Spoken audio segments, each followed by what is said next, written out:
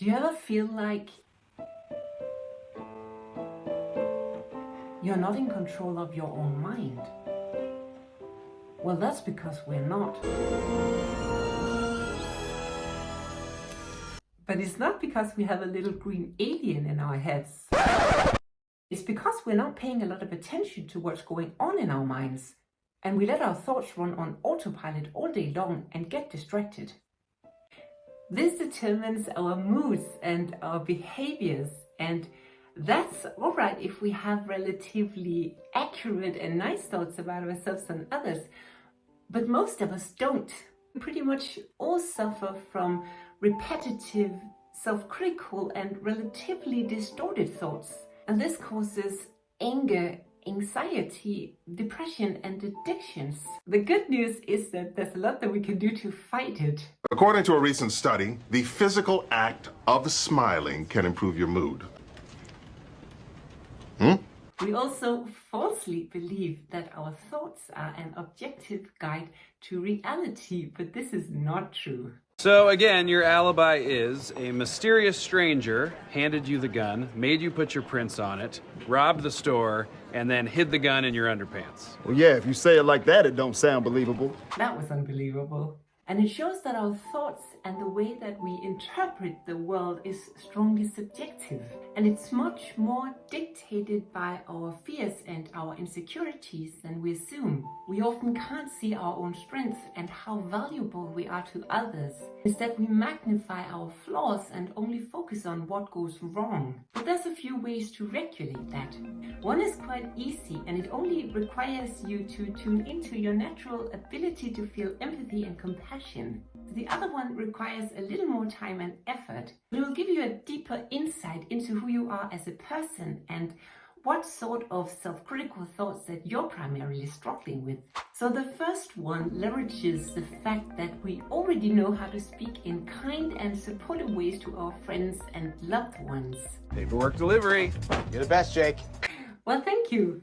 And when we catch ourselves speaking harshly and critical to ourselves, we simply stop and ask ourselves if we would ever speak like that to someone that we loved that was struggling. We wouldn't. We would be more gentle and understanding.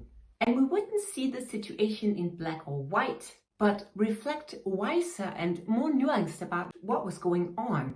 And we can and we should do that to ourselves as well. So the other one is to look for cognitive distortions. And that means ways that our thoughts are out of alignment with what's going on. And then to examine what sort of alternative thoughts might be more beneficial and accurate to nurture.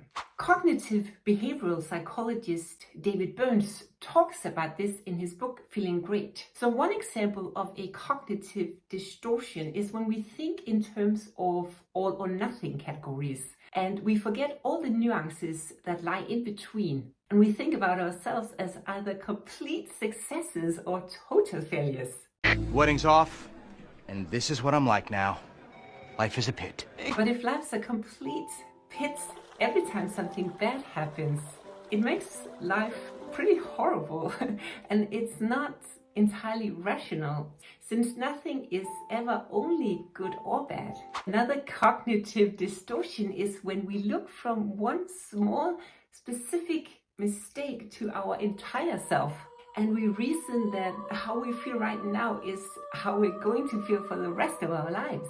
And you should suspect that you're overgeneralizing whenever you catch yourself thinking in very definitive terms and you use words like always or never. Like if you're rejected by someone you love and you tell yourself that you're definitively unlovable and you'll be alone forever. When to use more nuanced words, the relationship was complicated and not a good fit, and you'll probably meet someone new once you've healed and moved on healthy from the relationship. Or I might mess up my camera performance and tell myself that I'm a really bad YouTuber, I will never get better, and I should just quit trying. So the first one, but this is only true if I let that stop me. And a more accurate perspective would be thinking that I made a mistake, but that's normal. And if I put enough time and effort into practicing, I'll get better. So not only is it more accurate, it's also more beneficial because it motivates me to keep practicing, and so should you. And you should also subscribe to this channel. So monitoring our thoughts and committing not to be self-critical, it's not a quick fix, but it's a daily practice. But it's a great way to get to know ourselves and start questioning our self-critical thoughts and our own limiting beliefs. And it's a way to begin healing from the past and build up the courage to love deeper and have better relationships. Because when we speak kind and loving to ourselves, we'll naturally also expect others to treat us with the same love and respect, and we'll replicate their behavior and have more loving lives. We can do this together. Thank you so much for watching. We can build this thing together.